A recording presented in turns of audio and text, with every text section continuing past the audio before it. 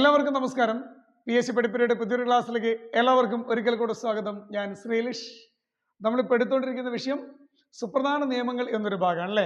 സുപ്രധാന നിയമത്തിൽ സുപ്രധാനമായൊരു നിയമം നമ്മൾ എടുത്ത് ഏതാണ്? ഉപഭോക്തൃ സംരക്ഷണ നിയമം അല്ലേ, നമ്മൾ എടുത്തു കഴിഞ്ഞു. ഇപ്പോൾ ഉപഭോക്തൃ സംരക്ഷണ നിയമം നമ്മൾ എടുത്തു കഴിഞ്ഞു. ഒന്നാം ഭാഗമാണ് നമ്മൾ എടുത്തത് അല്ലേ. അപ്പോൾ തീർച്ചയായിട്ടും സുഹൃത്തുക്കളെല്ലാം ഒന്നാം ഭാഗം പഠിച്ചിട്ടുണ്ടാവും എന്ന് കരുതുന്നു. പഠിച്ചിട്ടില്ലേ? പഠിച്ചിട്ടുണ്ട്. അപ്പോൾ പക്ഷെ ക്ലാസ് എടുക്കുന്നതനുസരിച്ച് എന്ത് ചെയ്യണം? പഠിച്ച് ഓരോ ഭാഗങ്ങൾ പഠിച്ചു തീർക്കണം കേട്ടാ. അങ്ങനെ വരുമ്പോഴേ നമുക്ക് മുന്നോട്ട് പോകാൻ നല്ലൊരു ഉഷാറ് വരും. അപ്പോൾ നമ്മൾ ഇന്ന് ഉപഭോക്തൃ സംരക്ഷണ നിയമത്തിന്റെ രണ്ടാം ഭാഗത്തിൽ നമ്മൾ കിടക്കുകയാണ്. ഏത് ഭാഗത്താണ്? രണ്ടാം ഭാഗത്തിൽ നമ്മൾ കിടക്കുകയാണ്. ശ്രദ്ധിക്കേണ്ട ഒരു കാര്യമുണ്ട്, ഉപഭോക്തൃ സംരക്ഷണ നിയമം പൊതുവെ വളരെ ടഫായൊരു ഭാഗമാണ്. ഈ വളരെ ടഫായൊരു ഭാഗമാണെങ്കിൽ കൂടെ നമ്മൾ എന്ത് ചെയ്യണം?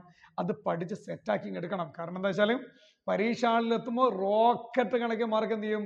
കൊതിച്ചു വരുന്നൊരു ഭാഗമാണ് ഇത് ഉപഭോക്തൃ സംരക്ഷണ നിയമം എന്നൊരു ഭാഗം. പിന്നെ ഒരു കാര്യമുണ്ട്, റാങ്ക് നിർണ്ണയിക്കാൻ സാധ്യതയുള്ള ഒരു ഭാഗമാണ് ഇത് ഉപഭോക്തൃ സംരക്ഷണ നിയമം. എന്നാൽ കിടക്കല്ലേ? രണ്ടാം ഭാഗത്തേക്ക് കിടക്കല്ലേ?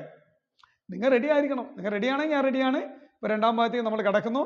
ഒന്നാം ഭാഗത്ത് നമ്മൾ എടുത്തത് വ്യക്തികളെ കുറിച്ചാണ് പറഞ്ഞത് അല്ലേ. ഉപഭോക്തൃ സംരക്ഷണം പരാമർശിക്കുന്ന വ്യക്തികളെ കുറിച്ചാണ് നമ്മൾ ഒന്നാം ഭാഗത്തിൽ പറഞ്ഞത്. എന്നാൽ നമ്മൾ ഈ രണ്ടാം ഭാഗത്തേക്ക് കിടക്കുന്ന സമയത്ത് ഇതേ നമ്മൾ കിടക്കുന്നു ഏതാണ്? ഉപഭോക്തൃ സംരക്ഷണ സമിതികൾ. റെഡിയല്ലേ? അപ്പോൾ വ്യക്തികൾ വരെ നമ്മൾ ഒന്നാം ഭാഗത്ത് പറഞ്ഞു. ഇന്നിപ്പോൾ രണ്ടാം ഭാഗത്ത് പറയുന്നത് ഉപഭോക്തൃ സംരക്ഷണ സമിതികളാണ്. ഈ ഉപഭോക്തൃ സംരക്ഷണ സമിതികൾ എന്ന് പറയുമ്പോൾ എന്താണ്? ഒരു ചെറിയ ഡെഫിനേഷൻ ഉണ്ട്, നമുക്ക് നോക്കാം. എന്താണ്? ദേശീയ സംസ്ഥാന ജില്ലാതലത്തിൽ രൂപീകരിച്ച ഉപദേശക സമിതിയാണ് ഉപഭോക്തൃ സംരക്ഷണ സമിതി. ശ്രദ്ധിക്കണം, ദേശീയ സംസ്ഥാന ജില്ലാതലത്തിൽ രൂപീകരിച്ച ഉപദേശക സമിതിയാണ് ഉപഭോക്തൃ സംരക്ഷണ സമിതി. അപ്പൊ ശ്രദ്ധിക്കണം, ദേശീയ തലത്തിലുണ്ട്, സംസ്ഥാന തലത്തിലുണ്ട്, ജില്ലാ തലത്തിലുണ്ട്. രൂപീകരിച്ച ഉപദേശക സമിതിയാണ് ഉപഭോക്തൃ സംരക്ഷണ സമിതി. സെറ്റല്ലേ?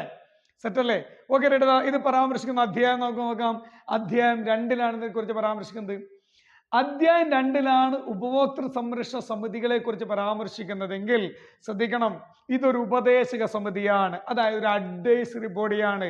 ഈ ഉപദേശക സംരക്ഷണ സമിതി ഒരു ഭരണഘടനാ സ്ഥാപനമല്ല, ഒരു സ്റ്റാറ്റ്യൂട്ടറി ബോഡിയല്ല. ഇതെന്താണ്? ഒരു ഉപദേശക സമിതിയാണ്, ഒരു അഡ്വൈസറി ബോഡിയാണ്. ഇത് ഉപഭോക്തൃ സംരക്ഷണ സമിതി. അധ്യായം 2-ലാണ് പരാമർശിച്ചിരിക്കുന്നത്. ദേശീയ സംസ്ഥാന ജില്ലാ തലത്തിൽ രൂപീകരിച്ച ഉപദേശക സമിതിയാണ് ഉപഭോക്തൃ സംരക്ഷണ സമിതി. പരാമർശിച്ചിരിക്കുന്ന അധ്യായം, പക്ഷെ കൂടെ തന്നെ പറയാം, അധ്യായം 2. ഇത് എന്ത് സമിതിയാണ്?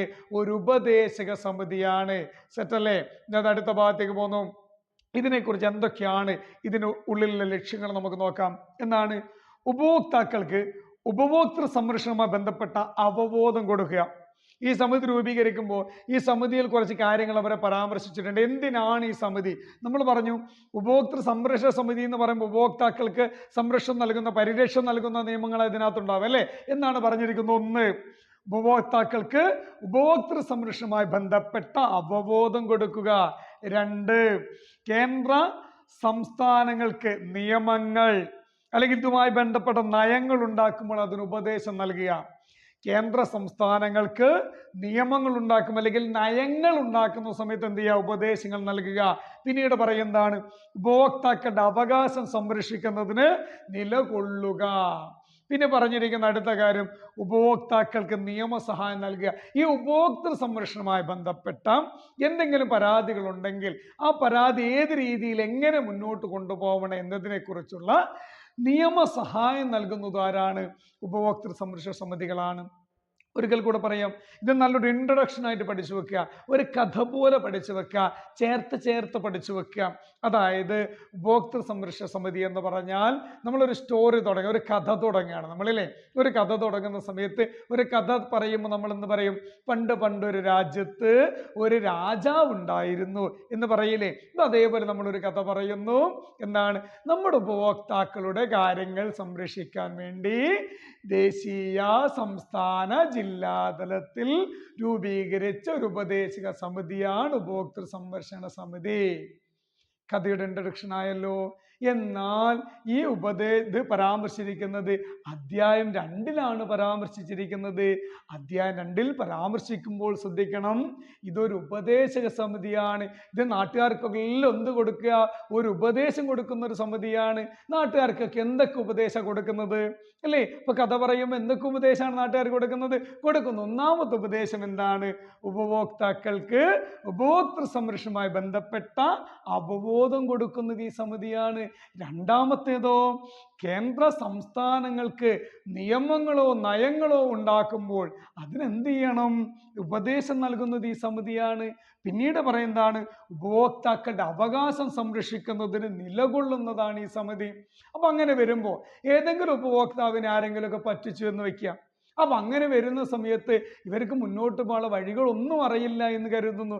ആ സമയത്ത് ഇത് എന്ത് ചെയ്യുന്നു? നിയമസഹായം നൽകുന്നു. അല്ലേ? ഒരു കുട്ടിക്കഥ പോലെ നമ്മൾ എന്ത് ചെയ്യുന്നു? പറയുന്നു. അപ്പൊ ഈ ഭാഗം റെഡിയല്ലേ? നമുക്കിത് അടുത്ത ഭാഗത്തേക്ക് കിടക്കാം അല്ലേ? അടുത്ത ഭാഗത്തേക്ക് കിടക്കുന്ന സമയത്ത് ഏതാണ്? ഉപഭോക്തൃ സംരക്ഷണ സമിതികളുടെ ഇതിന്റെ രൂപീകരണമൊക്കെയാണ്. അപ്പൊ ഇതൊക്കെ ഉണ്ടാക്കുമ്പോൾ നമ്മൾ ഒരു കാര്യം ചോദിക്കും, ഇത് എപ്പോഴാണ് ഉണ്ടാക്കിയത്? ഏത് നിയമത്തിന്റെ അടിസ്ഥാനത്തിലാണെന്നൊക്കെ ചോദിക്കും. നമ്മൾ പറയും 1986 നിയമപ്രകാരമാണ് നിലവിൽ വന്നത്. അപ്പം കൂട്ടുകാർക്കിടയിൽ ഒരു ചെറിയൊരു ചോദ്യം വന്നില്ലേ, 2019 മാഷെ പുതിയ നിയമം വന്നത്? അപ്പൊ 2019 ശേഷം ആണോ? അല്ല, 1986 നിയമപ്രകാരമാണ് ഉപഭോക്തൃ സംരക്ഷണ സമിതികൾ ഉണ്ടാവുന്നത് അല്ലേ? നമ്മുടെ പ്രശ്നങ്ങളെല്ലാം പരിഹരിക്കാൻ വേണ്ടി ഒരു സമിതി ഉണ്ടായത് 1986 നിയമപ്രകാരമാണ് നിലവിൽ വരുന്നത്. അപ്പൊ നിലവിൽ വരുമ്പോൾ ഇത് എത്ര തലത്തിലാണ് പ്രവർത്തിക്കുന്നത്? 3 തലത്തിലാണ് പ്രവർത്തിക്കുന്നത്. എല്ലാ കാര്യങ്ങളും നോക്കണ്ടേ? അപ്പൊ 3 തലത്തിലാണ് പ്രവർത്തിക്കുന്നത്. ഒന്ന്, കേന്ദ്ര ഉപഭോക്തൃ സമിതിയാണ്. ഈ കേന്ദ്ര ഉപഭോക്തൃ സമിതി എന്ന് പറയുന്ന സമയത്ത് ഇതിന് നേതൃത്വം നൽകുന്നതിന് ഹെഡ് ആരാണ്? കേന്ദ്ര ഉപഭോക്തൃകാര്യ മന്ത്രിയാണ്. ഇവരെ സംബന്ധിച്ചിടത്തോളം വർഷത്തിൽ ഒരു യോഗമെങ്കിലും ചേരണം. ഓക്കെ, ഇനി അടുത്ത കിടക്കുന്നു 2, സംസ്ഥാന ഉപഭോക്തൃ സമിതിയാണ്. അപ്പൊ ആരാണ് നേതൃത്വം നൽകുന്നത്? സംസ്ഥാന ഉപഭോക്തൃകാര്യ മന്ത്രിയാണ് നേതൃത്വം നൽകുന്നത്. ഇവരെ സംബന്ധിച്ചിടത്തോളം മറ്റംഗങ്ങളുണ്ടാവും. സംസ്ഥാന ഉപഭോക്തൃ മന്ത്രിയെ കൂടാതെ മറ്റംഗങ്ങൾ ഉണ്ടാവും. ആ അംഗങ്ങളെ കൂടെ കൂട്ടുമ്പോൾ 10 പേരിൽ കൂടാൻ പാടില്ല അല്ലേ? ഇനി അടുത്തത് വരുന്ന ഏതാണ്? ഇവരെ നാമനിർദ്ദേശം ചെയ്യുന്നത് ആരാണ്? സംസ്ഥാന സർക്കാരാണ്.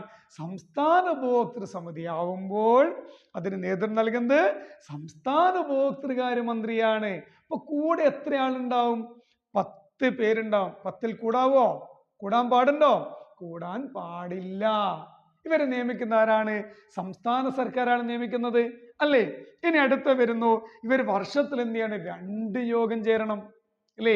കേന്ദ്ര ഉപഭോക്തൃകാര്യ സമിതി വർഷത്തിൽ 1 യോഗം ചേർന്നാൽ മതി. സംസ്ഥാനത്താകുമ്പോൾ എത്ര യോഗം ചേരണം? 2 യോഗം ചേരണം. അപ്പൊ ഇനി നമ്മൾ പറഞ്ഞു കേന്ദ്ര ഉപഭോക്തൃ സമിതി പറഞ്ഞു, സംസ്ഥാന ഉപഭോക്തൃ സമിതി പറഞ്ഞു.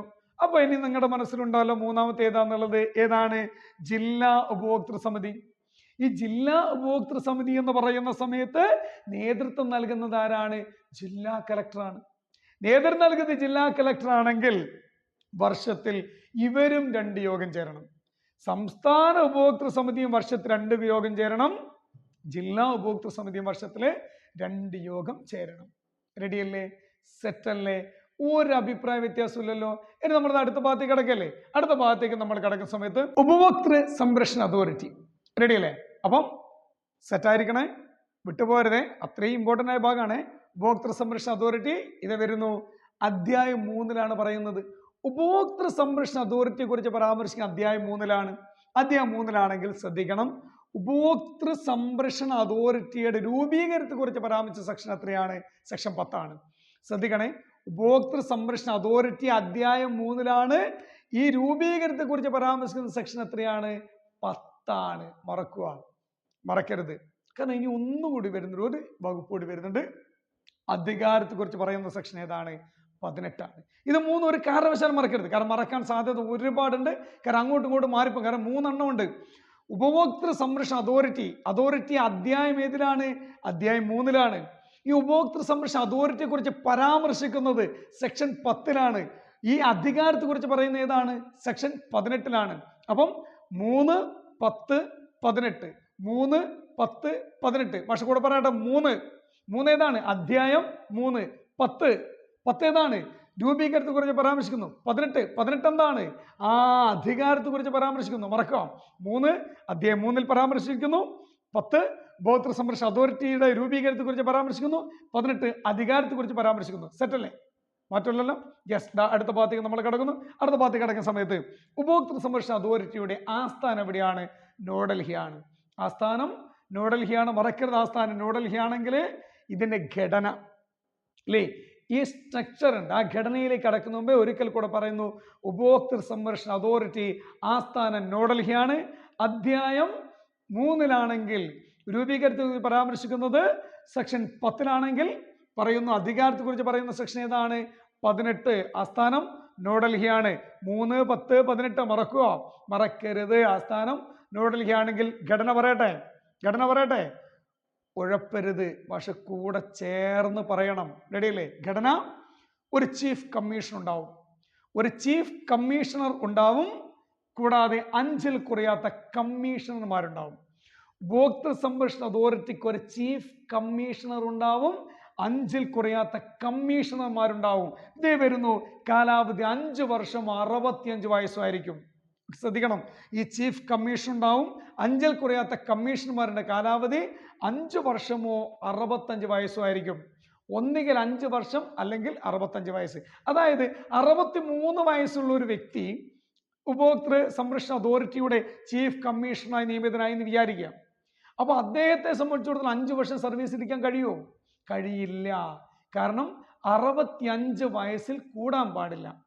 അദ്ദേഹം ഒരു 60 വയസ്സുള്ള ആളാണെന്ന് വിചാരിച്ചോളൂ. 60 വയസ്സുള്ള ആളാണെങ്കിൽ അയാൾക്ക് 5 വർഷം സർവീസ് ഇരിക്കാം. കാരണം 5 വർഷം ഇരിക്കുന്ന സമയത്ത് 65 വയസ്സാവുകയുള്ളൂ.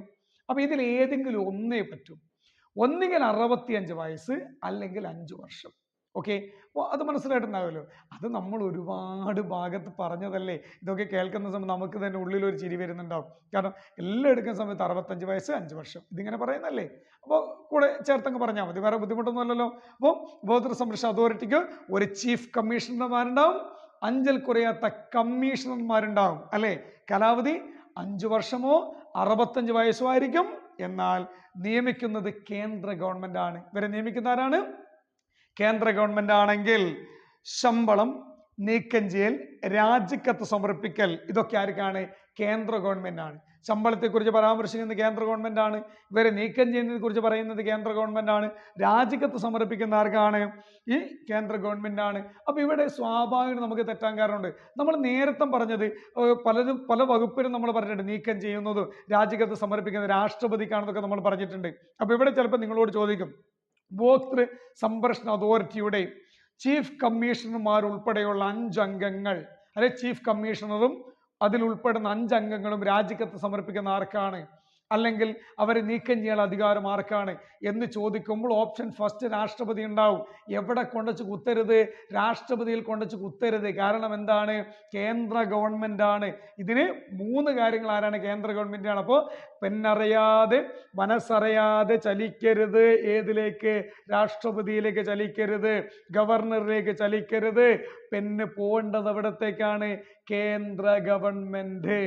ഉറപ്പല്ലേ? സെറ്റ്. അടുത്ത ഭാഗത്തേക്ക് കിടക്കുന്നു. അടുത്ത ഭാഗത്തേക്ക് നമ്മൾ കിടക്കുന്ന സമയത്ത് ഇതിന്റെ ലക്ഷ്യങ്ങളാണ്. ഒരു സംഘടന രൂപീകരിക്കുമ്പോൾ അതിനെന്തുണ്ടാവും? ലക്ഷ്യങ്ങളുണ്ടാവും. നമുക്കൊരു ലക്ഷ്യമുണ്ട് അല്ലേ. നമ്മുടെ ലക്ഷ്യം എന്താണ്? ഒരു വർഷത്തിനുള്ളിൽ സുന്ദരം അതിഗംഭീരമായ ഒരു ജോലിയിൽ എത്തിച്ചേരുക, നമ്മുടെ കുടുംബത്തിന് അടിത്തറ സെറ്റാക്കുക, നമ്മുടെ ലക്ഷ്യത്തിലേക്ക് എത്താൻ ഈ ലക്ഷ്യമൊന്ന് നമ്മൾ പഠിക്കുന്നു.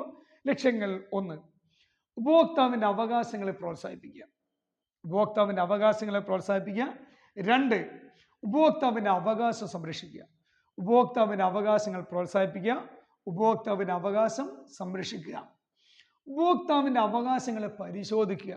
ഓക്കെ, അപ്പോൾ ഇതൊക്കെ സംരക്ഷിക്കുന്നതിന്റെ ഭാഗമായിട്ട് എന്തൊക്കെയാണ് അവകാശങ്ങൾ എന്നൊക്കെ നമുക്ക് അറിയണ്ടേ. അടുത്തത്, അന്യായ വ്യാപാരം തടയുക. ഓക്കെ, ഇതൊക്കെ ജസ്റ്റ് ഒന്ന് പഠിച്ചു വെച്ചാൽ മതി. അടുത്ത് വരുന്നു, പൊതു താല്പര്യമല്ലാത്തതും തെറ്റിദ്ധരിപ്പിക്കുന്നതുമായ പരസ്യങ്ങളെ നിയന്ത്രിക്കുക.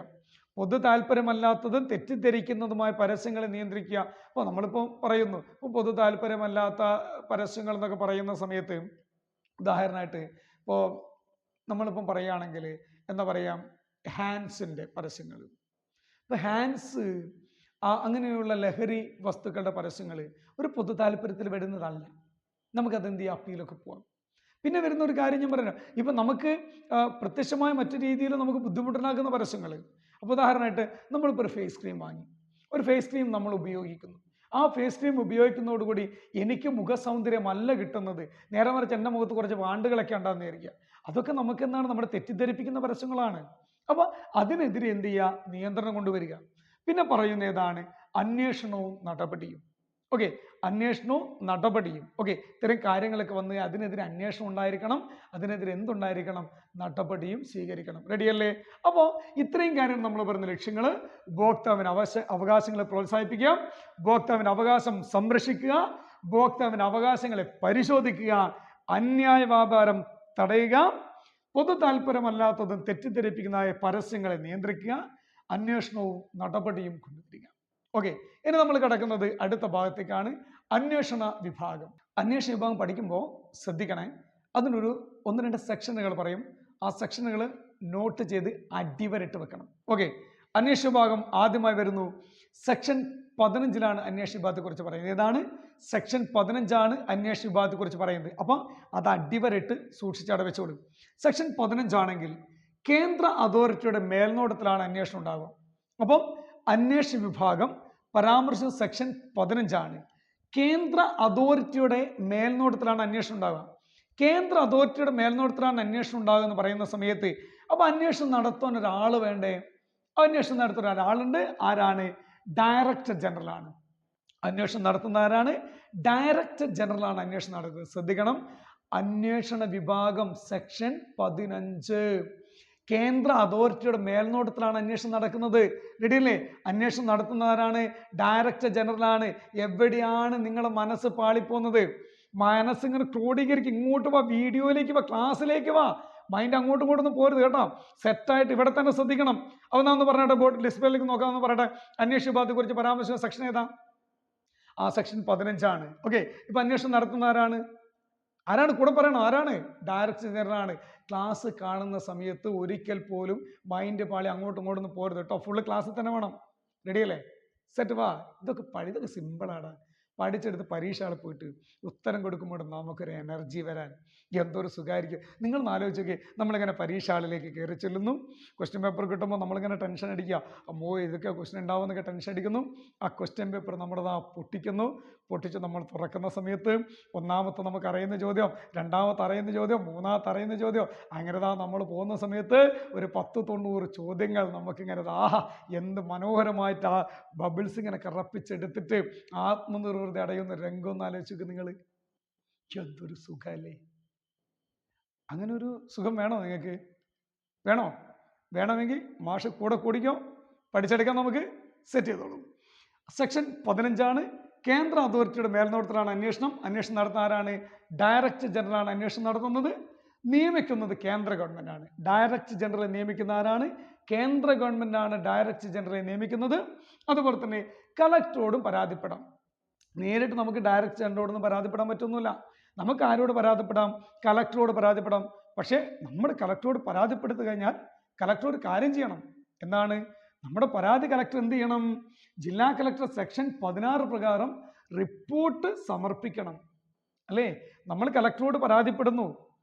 പരാതിപ്പെട്ടു കഴിഞ്ഞാൽ കളക്ടർ എന്ത് ചെയ്യണം? കളക്ടർ സെക്ഷൻ 16 പ്രകാരം റിപ്പോർട്ട് സമർപ്പിക്കണം. റെഡിയല്ലേ? ഈ റിപ്പോർട്ട് സമർപ്പിച്ചു കഴിഞ്ഞാൽ പ്രാഥമിക അന്വേഷണം നടത്തുന്ന അധികാരം ആർക്കാണത്? കേന്ദ്ര അതോറിറ്റിയുടെ അധികാരം സെക്ഷൻ 19 പ്രാഥമിക അന്വേഷണം നടത്താനുള്ള കേന്ദ്ര അതോറിറ്റിയുടെ അധികാരം സെക്ഷൻ 19 അപ്പൊ നമുക്കറിയണം ആരൊക്കെയാണ് പ്രാഥമിക അന്വേഷണം നടത്തുന്നത്? ഡയറക്ടർ ജനറലും ജില്ലാ കളക്ടറുമാണ്. നമ്മുടെ പരാതിയിന്മേൽ നമ്മൾ സമർപ്പിക്കുന്ന കാര്യങ്ങളുടെ മുകളിൽ അന്വേഷണം നടത്തുന്ന ആരൊക്കെയാണ്? ഡയറക്ടർ ജനറലും ജില്ലാ കളക്ടറുമാണ് എന്ത് ചെയ്യുന്നത്? അന്വേഷണം നടത്തുന്നത്. റെഡിയല്ലേ? അപ്പോൾ ഇവിടെ കൺഫ്യൂഷനുകൾ വരാം, പഠിച്ചെടുക്കുമ്പോൾ ഒരു തൃപ്തിക്കുറവ് വരാം, ഇതെല്ലാം വരാം സാധ്യതയുണ്ട്. ശ്രദ്ധിക്കണം. ജില്ലാ കളക്ടർ സെക്ഷൻ 16 പ്രകാരം റിപ്പോർട്ട് സമർപ്പിക്കണം. പ്രാഥമിക അന്വേഷണം നടത്താനുള്ള അധികാരം ആർക്കാണ്? കേന്ദ്ര അതോറിറ്റിയുടെ സെക്ഷൻ 19 പറഞ്ഞിരിക്കുന്നത്. പ്രാഥമിക അന്വേഷണം നടത്തുന്ന ആരാണ്? ഡയറക്ടർ ജനറലും ജില്ലാ കളക്ടറുമാണ്.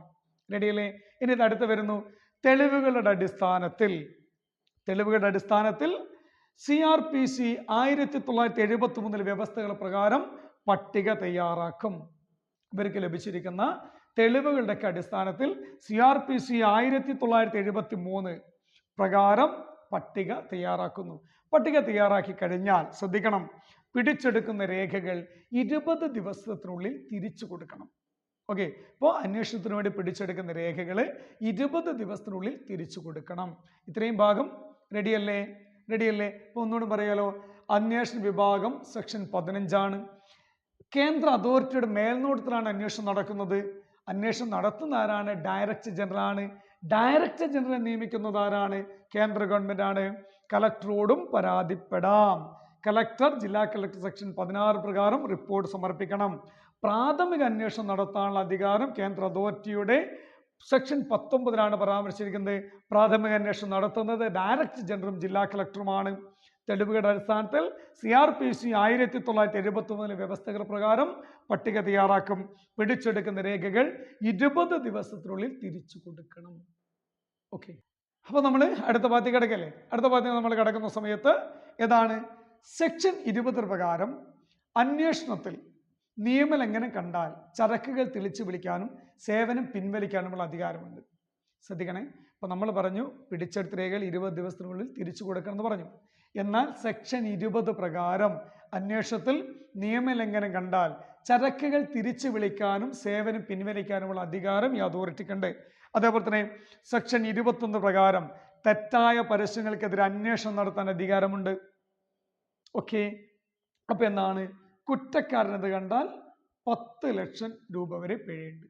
അപ്പോൾ ഇത്തരം നടപടികൾ കുറ്റക്കാരെന്ന് കണ്ടാൽ എത്ര ലക്ഷം രൂപ? 10 ലക്ഷം രൂപ വരെ പിഴയുണ്ട്. എന്നാൽ ഇവരെ പിഴയൊക്കെ ഒടുക്കി വീണ്ടും ഇതേ തെറ്റിയാൻ ആവർത്തിച്ചു വിചാരിക്കാം. തുടർന്നാൽ ഓരോ നിയമലംഘനത്തിന്റെ പേരിൽ 50 ലക്ഷം രൂപയും 1 വർഷത്തേക്ക് വിലക്കുണ്ടാവും. ഇതൊക്കെ ഇവരെന്ത് ചെയ്യുന്നു? കുറ്റം കണ്ടു, കുറ്റാരോപിതനായി, ഇവർക്കെതിരെ നടപടി സ്വീകരിച്ചു, വീണ്ടും ഇതേ രീതിയിൽ തന്നെ തെറ്റ് തുടർന്നു എന്ന് വയ്ക്കാം. അപ്പൊ നമ്മുടെ നാട്ടുപ്രദേശത്തൊക്കെ അങ്ങനെ കാണാറുണ്ട്. ഓക്കെ, വീണ്ടും ഇതേ രീതിയിൽ തന്നെ തെറ്റ് തുടർന്നു കഴിഞ്ഞാൽ 50 ലക്ഷം രൂപ 1 വർഷത്തേക്ക് വിലക്കും ഉണ്ടാവും. എന്നാൽ ആവർത്തിച്ചാൽ 3 വർഷത്തേക്ക് വിലക്ക്. ഒരു തവണ പിടിച്ചു, വീണ്ടും അതിന് റിപ്പോർട്ടൊക്കെ കൊടുക്കുന്നു, വീണ്ടും അവർ ആവർത്തിച്ചാൽ 50 ലക്ഷം രൂപ പിഴയുണ്ട്, 1 വർഷം വിലക്കുണ്ട്. വീണ്ടും ഇതേ തെറ്റിന് വീണ്ടും ആവർത്തിച്ചാൽ 3 വർഷത്തേക്കാണ് വിലക്കുണ്ടാവുക. ഓക്കെ, ഇനി കൂടുതൽ നിയമ നടപടികളിലേക്ക് മറ്റു കാര്യത്തിലൊക്കെ നമുക്ക് കിടക്കാം. അതിനു മുന്നേ നമുക്ക് അടുത്ത ഭാഗത്തേക്ക് നമുക്ക് കിടക്കാം. ഏതാണ്? ഉപഭോക്തൃ തർക്ക പരിഹാര കമ്മീഷൻ. ഉപഭോക്തൃ തർക്ക പരിഹാര കമ്മീഷൻ ഇതേ കിടക്കുന്നു. ഉപഭോക്തൃ തർക്ക പരിഹാര കമ്മീഷൻ അധ്യായം 4 അധ്യായം 2 പറഞ്ഞു, അധ്യായം 3 പറഞ്ഞു, അധ്യായം 4 ഓക്കെ, സെക്ഷൻ 28 മുതൽ 73 വരെയാണ് സെക്ഷൻ ഉള്ളത്. ഉപഭോക്തൃ തർക്ക പരിഹാര കമ്മീഷൻ അധ്യായം 4 സെക്ഷൻ 28 മുതൽ 73 വരെ സെക്ഷനാണുള്ളത്. റെഡിയല്ലേ? കുറച്ച് ലെങ്ത് ഉണ്ടാകും ക്ലാസ്സിന്, എന്നാലും സഹിച്ച് പിടിച്ച് കേട്ടിരിക്കണം. മടി കൂടാതെ പഠിച്ചാൽ കയ്യിൽ 1 മാർക്ക് വന്നു ചേരും. മടി ഉണ്ടാവരുത്. ഓക്കെ, എന്നാൽ 3 വിഭാഗമുള്ളത്. ഉപഭോക്തൃ തർക്ക പരിഹാര കമ്മീഷൻ അധ്യായം 4 സെക്ഷൻ 28 മുതൽ 73 വരെയാണ്. ഇത് 3 വിഭാഗമുള്ളത്. ഏതൊക്കെയാ 3 വിഭാഗം? ഈ 3 വിഭാഗം എന്ന് പറയുമ്പോൾ തന്നെ കൂട്ടുകാരുടെ മനസ്സിലാവും 3 വിഭാഗം വന്നിട്ടുണ്ട് അല്ലേ? ഉറപ്പല്ലേ? മാഷ് പറയാത്തതിനൊന്ന് പറഞ്ഞിട്ട് ഏതൊക്കെയാണ്? 1 പറഞ്ഞോളൂ. പറഞ്ഞു. 2 പറഞ്ഞോളൂ. പറഞ്ഞു. 3 പറഞ്ഞോളൂ. പറഞ്ഞു. ഇനി കൂട്ടുകാർ മനസ്സിൽ പറഞ്ഞൊക്കെ ശരിയാണെന്ന് നോക്കണ്ടേ? 1 ജില്ലാ ഉപഭോക്തൃ തർക്ക പരിഹാര കമ്മീഷൻ, ശരി അല്ലേ? 2 സംസ്ഥാന ഉപഭോക്തൃ തർക്ക പരിഹാര കമ്മീഷൻ, ഓക്കെ, അതും ശരിയായില്ലേ? 3 ദേശീയ ഉപഭോക്തൃ തർക്ക പരിഹാര കമ്മീഷൻ, അതും ശരിയായില്ലേ? ഇനിയത്ത് നോക്കാനാ. പക്ഷെ ഇതിങ്ങനെ പഠിച്ചാൽ പോരാ, സ്ട്രക്ചർ പഠിക്കണം. ഇതേ സ്ട്രക്ചർ നമുക്കിതാ പഠിക്കുന്നു. 1 ജില്ലാ ഉപഭോക്തൃ തർക്ക പരിഹാര കമ്മീഷൻ. റെഡി? ജില്ലാ ഉപഭോക്തൃ തർക്ക പരിഹാര കമ്മീഷൻ പിടിച്ചോ. സെക്ഷൻ 28(1) പരാമർശിച്ചിരിക്കുന്നത്. സെക്ഷൻ 28(1) പരാമർശിച്ചിരുന്നെങ്കിൽ രൂപീകരണം ജില്ലാ തലത്തിലാണ്. ഒരു ജില്ലയിൽ 1-ൽ കൂടുതൽ കമ്മീഷനെ സ്ഥാപിക്കാം. രൂപീകരണം ജില്ലാ തലത്തിലാണെങ്കിലും ഒരു ജില്ലയിൽ 1-ൽ കൂടുതൽ കമ്മീഷനെ സ്ഥാപിക്കാം. കൂടാതെ അധികാര പരിധി 50 ലക്ഷം രൂപയിൽ കവിയാത്ത പരാതിയിലെ തീരുമാനമെടുക്കാൻ അധികാരമുള്ളൂ. ഓക്കെ, ഇപ്പോൾ ജില്ലാ ഉപഭോക്തൃ തർക്ക പരിഹാര കമ്മീഷൻ സെക്ഷൻ 28(1) ശ്രദ്ധിക്കണം. ജില്ലാ അടിസ്ഥാനത്തിലാണ് നിയമിക്കുന്നത്. ഒരു ജില്ലയിൽ ഒന്നിൽ കൂടുതൽ കമ്മീഷൻ സ്ഥാപിക്കാം. പക്ഷേ എത്ര കമ്മീഷൻ ഉണ്ടായാലും ശരി 50 ലക്ഷം രൂപയിൽ കവിയാത്ത പരാതിയിൽ മാത്രമേ ഇത് തീരുമാനമെടുക്കാൻ അധികാരമുള്ളൂ. എന്നാലും നമുക്ക് ഇതിന്റെ ബാക്കി കാര്യം നോക്കാം. ഒരു പ്രസിഡന്റ് ഉണ്ടാവും, കൂടാതെ 2ൽ കുറയാത്ത അംഗങ്ങളുണ്ടാവും. ഒരു പ്രസിഡന്റ് 2ൽ കുറയാത്ത അംഗങ്ങളുണ്ടാവും. യോഗ്യത, കാലാവധി, നിയമന രീതി, നീക്കം ചെയ്യൽ തീരുമാനം കേന്ദ്ര സർക്കാരാണ്. യോഗ്യത, കാലാവധി, നിയമന രീതി, നീക്കം ചെയ്യൽ എന്നിവ തീരുമാനം എടുക്കുന്ന ആരാണ്? കേന്ദ്ര ഗവൺമെന്റ് ആണ്. എന്നാൽ ശമ്പളം, അലവൻസ് തീരുമാനിക്കുന്ന സംസ്ഥാന സർക്കാരാണ്. ഇവരുടെ നിയമനവും യോഗ്യതയും കാലാവധി എല്ലാം കേന്ദ്ര ഗവൺമെന്റ് ആണെങ്കിൽ ശമ്പളം ആരാ തീരുമാനിക്കുന്നത്? സംസ്ഥാന സർക്കാരാണ് തീരുമാനിക്കുന്നത്. സംസ്ഥാന കമ്മീഷന്, അതായത് ജില്ലാ തർക്കപരിഹാര കമ്മീഷൻ ഒരു പരാതി കിട്ടി, അപ്പൊ അതിൽ തീർപ്പായിട്ടില്ല, തീർപ്പ് തൃപ്തികരമല്ലെങ്കിൽ നമുക്ക് സംസ്ഥാന കമ്മീഷന് എന്ത് ചെയ്യാം? അപ്പീൽ പോവാം. സംസ്ഥാന കമ്മീഷന് 45 ദിവസത്തിനുള്ളിൽ അപ്പീൽ പോകാം. റെഡിയല്ലേ? അപ്പൊ ഒന്നുകൂടി പറയുന്നു, ജില്ലാ ഉപഭോക്തൃ തർക്ക പരിഹാര കമ്മീഷൻ ഏതാണ്? സെക്ഷൻ 28(1) പരാമർശിച്ചിരിക്കുന്നത്. രൂപീകരണം ജില്ലാ തലത്തിലാണ്. ഒരു ജില്ലയിൽ ഒന്നിൽ കൂടുതൽ കമ്മീഷനെ രൂപീകരിക്കാം. 50 ലക്ഷത്തിൽ കവിയാത്ത പരാതിയിൽ തീരുമാനം എടുക്കാൻ പാടുള്ളൂ. ഒരു പ്രസിഡന്റ് ഉണ്ടാവും, 2ൽ കുറയാത്ത അംഗങ്ങൾ ഉണ്ടാവും. ഇവരുടെ യോഗ്യത, കാലാവധി, നിയമന രീതി എന്നിവ തീരുമാനിക്കുന്നത് കേന്ദ്ര ഗവൺമെന്റ് ആണ്. ശമ്പളം സംസ്ഥാന ഗവൺമെന്റ് ആണ്. ഇവരുടെ തീരുമാനത്തിന് മുകളിൽ അപ്പീൽ പോകാം. എത്ര ദിവസത്തിനുള്ളിൽ? 45 ദിവസത്തിനുള്ളിൽ. ആർക്ക്? സംസ്ഥാന ഉപഭോക്തൃ തർക്ക പരിഹാര കമ്മീഷന്. ഇടയിലെ അടുത്ത സംസ്ഥാന ഉപഭോക്തൃ തർക്ക പരിഹാര കമ്മീഷനിലേക്ക് പോവല്ലേ? അപ്പോ നമ്മൾ കടക്കുന്നു ഏതിലേക്കാണ്? സംസ്ഥാന ഉപഭോക്തൃ തർക്ക പരിഹാര കമ്മീഷൻ. ഇടയിലെ ഇതാ പിടിച്ചോ, സെക്ഷൻ 4. സെക്ഷൻ 4 സംസ്ഥാന തലത്തിലാണ് പ്രവർത്തനം. ഇത് പ്രവർത്തിക്കുന്നത് സംസ്ഥാന തലത്തിലാണ് പ്രവർത്തനം. എന്നാൽ അധികാര പരിധി 50 ലക്ഷം രൂപ മുതൽ 1 കോടി വരെയാണ്. ജില്ലാ ഉപഭോക്തൃ തർക്ക പരിഹാര കമ്മീഷൻ 50 ലക്ഷത്തിൽ കവിയരുത്. സംസ്ഥാന ഉപഭോക്തൃ തർക്ക പരിഹാര കമ്മീഷൻ ഏതാണ്? 50 ലക്ഷം മുതൽ 2 കോടി വരെയാണ് പരിധി. ഒരു പ്രസിഡന്റ് ഉണ്ടാവും, അതുപോലെ തന്നെ 4ൽ കുറയാത്ത അംഗങ്ങൾ ഉണ്ടാവും. സ്റ്റേജ് മാറിയേ ജില്ലയിലാവുമ്പോൾ 2ൽ കുറയാത്ത അംഗങ്ങളാണ്, സംസ്ഥാനത്തില് 4ൽ കുറയാത്ത അംഗങ്ങൾ ഉണ്ടാവും. പറയുന്നു 30 ദിവസത്തിനുള്ളിൽ ദേശീയ ഉപഭോക്തൃ തർക്ക പരിഹാര കമ്മീഷൻ അപ്പീൽ പോകാം. അതായത് ജില്ലാ ഉപഭോക്തൃ തർക്ക പരിഹാര കമ്മീഷന്റെ തീരുമാനത്തിൽ അപ്പീൽ പോകണമെങ്കിൽ 45 ദിവസത്തിനുള്ളിൽ ആർക്ക്? സംസ്ഥാന ഉപഭോക്തൃ തർക്ക പരിഹാര കമ്മീഷന്. എന്നാൽ സംസ്ഥാന ഉപഭോക്തൃ തർക്ക പരിഹാര കമ്മീഷന് മുകളിൽ അപ്പീൽ ഉണ്ടെങ്കിൽ പോവാം. ആർക്ക്? ദേശീയ ഉപഭോക്തൃ തർക്ക പരിഹാര കമ്മീഷൻ എത്ര ദിവസത്തിനുള്ളിൽ? 30 ദിവസത്തിനുള്ളിൽ. റെഡിയല്ലേ? അപ്പൊ ഇത് വളരെ ചെറിയൊരു ഭാഗമേ ഉള്ളൂ. ഇവിടെ നമ്മൾ പരാമർശിച്ചിരിക്കുന്നത് സെക്ഷൻ 4 സംസ്ഥാന തലത്തിലാണ് പ്രവർത്തനം. 50 ലക്ഷം മുതൽ 2 കോടി വരെയാണ് അധികാര പരിധിയുള്ളത്. ഒരു പ്രസിഡന്റ്, 4ൽ കുറയാത്ത അംഗങ്ങളുണ്ട്. 30 ദിവസത്തിനുള്ളിൽ ദേശീയ ഉപഭോക്തൃ കമ്മീഷന്, ഉപഭോക്തൃ തർക്ക പരിഹാര കമ്മീഷൻ എന്ത് ചെയ്യാം? അപ്പീൽ പോകാം. എന്നാൽ അപ്പീൽ പോകണമെങ്കിൽ നമുക്ക് അറിയണ്ടേ എന്താണ് ദേശീയ ഉപഭോക്തൃ തർക്ക പരിഹാര കമ്മീഷൻ എന്ന്? ദേ വരുന്നു, ദേശീയ ഉപഭോക്തൃ തർക്ക പരിഹാര കമ്മീഷൻ. റെഡിയല്ലേ? ജില്ല കടന്നു, സംസ്ഥാനം കടന്നു, ദേശീയത്തിലേക്ക്. റെഡിയല്ലേ? എന്താ കൂട്ടുകാരെ, ബോറടിക്കുന്നുണ്ടോ? എല്ലാ ചങ്ങായിമാരെ ഇങ്ങനെ ബോറടിക്കരുത്. കാരണം വെച്ചാൽ നമുക്ക് മാർക്ക് വേണ്ടേ, പഠിക്കണ്ടേ? നിങ്ങളിങ്ങനെ ഇടയ്ക്കിടയ്ക്ക് ഇങ്ങനെ ഒരു എനർജി വിട്ടുപോരുത് നിങ്ങൾക്ക്. റെഡിയല്ലേ? ഇത് കഴിഞ്ഞു, ഒരു 2 മിനിറ്റോട് ക്ലാസ് കഴിയും. റെഡി? പഠിച്ചെടുത്തോണം. ഇതേ പിടിച്ചോ, സെക്ഷൻ 53 സെക്ഷൻ 53 ഒരു പ്രസിഡന്റ്, 4ൽ കുറയാത്ത അംഗങ്ങൾ ഉണ്ടാവണം. സെക്ഷൻ 53 പരാമർശിച്ചിരിക്കുന്നത്. ഒരു പ്രസിഡന്റ് ഉണ്ടാവും, 4ൽ കുറയാത്ത അംഗങ്ങൾ ഉണ്ടാവും. അധികാര പരിധി 2 കോടിക്ക് മുകളിലാണ്. 50 ലക്ഷം മുതൽ 2 കോടി വരെ സംസ്ഥാനം, അല്ലേ? ഒന്നുകൂടി ക്ലിയർ ചെയ്ത് തരാം. 50 ലക്ഷം വരെയുള്ള പരാതിയിൽ തീർപ്പ് കൽപ്പിക്കുന്നത് ആർക്കാണ്?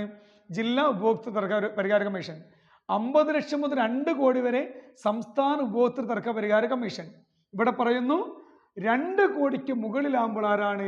ദേശീയ ഉപഭോക്തൃ തർക്ക പരിഹാര കമ്മീഷൻ. ഇത് വരുന്നു 30 ദിവസത്തിനുള്ളിൽ സുപ്രീം കോടതിയിലേക്ക് അപ്പീൽ പോകാം. കണ്ടോ, നിങ്ങൾ അപ്പീൽ പോകുന്നുണ്ടോ? ജില്ലയാകുമ്പോൾ സംസ്ഥാന ഉപഭോക്തൃ തർക്ക പരിഹാര കമ്മീഷൻ 45 ദിവസത്തിനുള്ളിൽ അപ്പീൽ പോകാം. സംസ്ഥാന ഉപഭോക്തൃ തർക്ക പരിഹാര കമ്മീഷൻ ആകുമ്പോൾ അപ്പീൽ പോവാം 30 ദിവസത്തിനുള്ളിൽ. ആർക്ക്? ദേശീയ ഉപഭോക്തൃ തർക്ക പരിഹാര കമ്മീഷന്.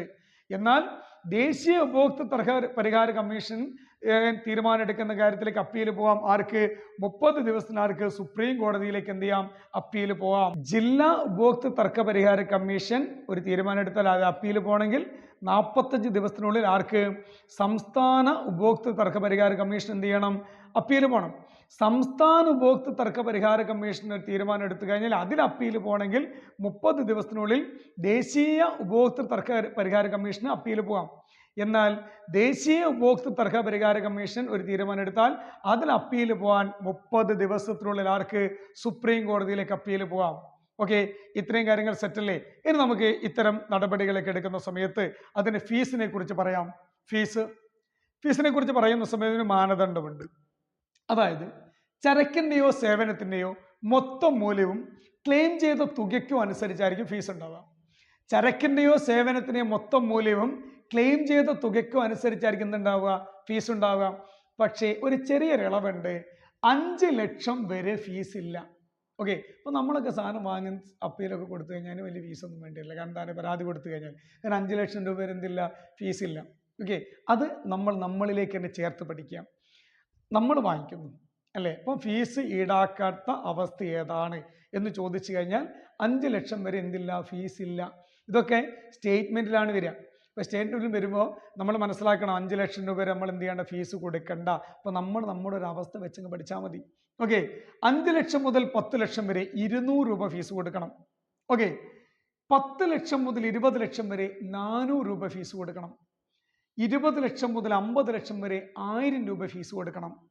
5 ലക്ഷം മുതൽ 1 കോടി വരെ 2000 രൂപയാണ് ഫീസ്. 1 കോടി മുതൽ 2 കോടി വരെ 2500 രൂപ ഫീസ് കൊടുക്കണം.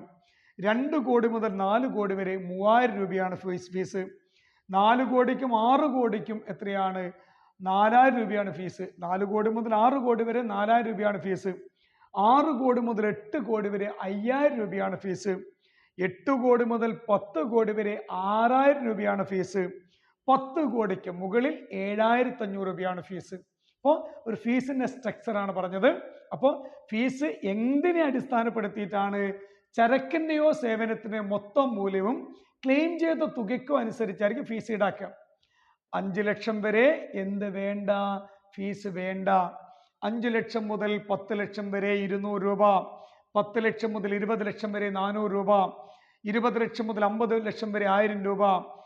ഇവിടെ പറഞ്ഞു 5 ലക്ഷം മുതൽ 1 കോടി വരെ എത്ര? 2000 രൂപ.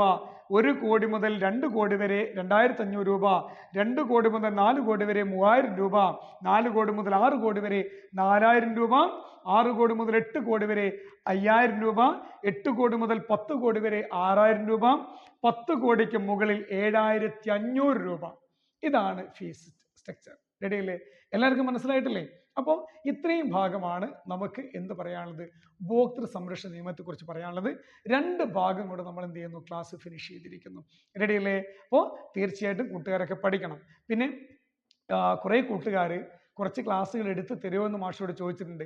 അപ്പം ദുരന്ത നിവാരണ അതോറിറ്റി എടുക്കുമെന്ന് ചോദിച്ചിട്ട് 1-2 പേര് പറഞ്ഞിട്ടുണ്ട്. അതോടൊപ്പം തന്നെ കുറേ ആളുകൾ നമ്മുടെ ഒരു വിപ്ലവങ്ങളൊക്കെ എടുത്തുവരും മാഷ് ചോദിച്ചിട്ടുണ്ട്. ഇപ്പോൾ ഫ്രഞ്ച് വിപ്ലവങ്ങൾ തുടങ്ങിയ വിപ്ലവങ്ങളൊക്കെ എടുത്തുവരും ചോദിച്ചിട്ടുണ്ട്. അപ്പം അധികം താമസിയാതെ തൊട്ടടുത്ത ക്ലാസ് ഈ 2 ക്ലാസ്സുകൾ നമ്മൾ എന്ത് ചെയ്യുന്ന പരിഗണിക്കുന്നതായിരിക്കും. അപ്പോൾ ദുരന്ത നിവാരണ അതോറിറ്റിയെക്കുറിച്ചും നമ്മൾ പറയുന്നു ഫ്രഞ്ച് വിപ്ലവത്തെക്കുറിച്ചൊക്കെ തൊട്ടടുത്ത ക്ലാസ്സിൽ നമ്മൾ പരാമർശിച്ചായിരിക്കും. പക്ഷേ കൂട്ടുകാരോട് ചെറിയൊരു സഹായം ചെയ്യണം. ഈ ക്ലാസ്സുകൾ നമ്മൾ മാത്രം പഠിച്ചാൽ മതിയോ?